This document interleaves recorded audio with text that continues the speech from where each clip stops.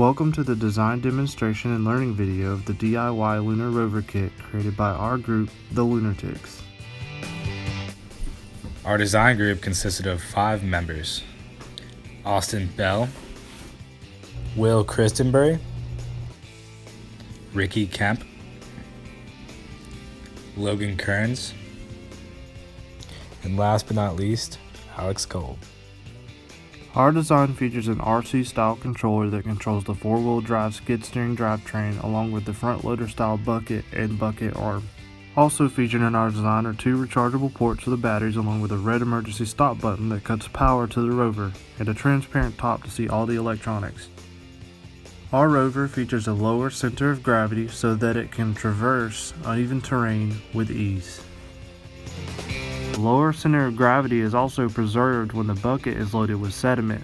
As can be seen in our competition here, the bucket being loaded did not affect it traversing a hill and even over some rocks.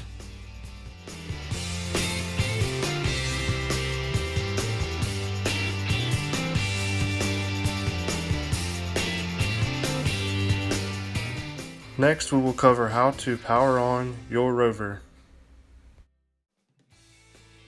First, press the emergency stop button to supply power to all the Rover components.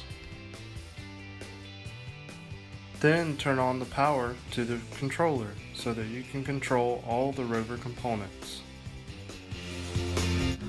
Now let's cover how to use the controller, as well as cover the features and different components of the controller. The right stick of the controller controls the Rover movement.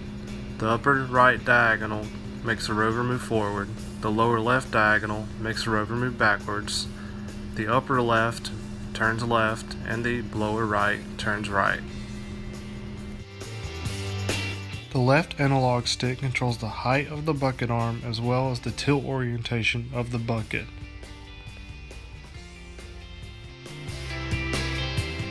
The toggle switches located at the bottom of the controller reverse the polarity of each channel. Each switch represents one of the 4 channels. The trim level adjustment allows the user to adjust each channel that corresponds to the stick direction. This allows the user to set what the center position of the stick corresponds to. Now let's discuss some of the controller features. The controller features a LED indicator that lets you know how much battery life is left in the controller. It also features a 2.4 GHz connection to the receiver, which allows for a high range and a interference-free connection.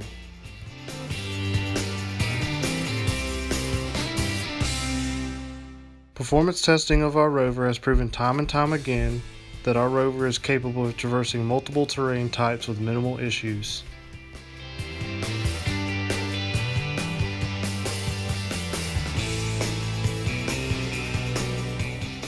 Part of the second grade curriculum teaches students how to measure, compare, and estimate capacity.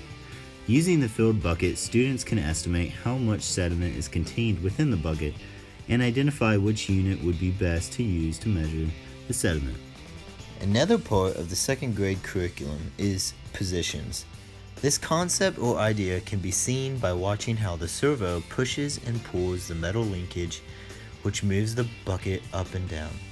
This function allows the user to pick up any object that they identify and can fit in the bucket and relocate the object anywhere the Rover can maneuver to. Our DIY Rover kit will come with all the necessary components to construct the Rover that you have seen throughout this video. In addition, instructions will be provided so that you can construct your very own Rover. We would like to thank Mr. Scott Calhoun and our sponsoring company PowerUp for their generous donation. Their benevolence was essential towards us creating a successful design prototype. We would also like to thank Homeland Park Primary School, Mrs. Lauren Travis and her second grade class for their participation in this project throughout the semester. We hope that our final design solution inspired them in STEM and space programs. We would also like to thank Dr. Turner and our teaching assistant, Sean Fry, as well as the Clemson University Mechanical Engineering Department.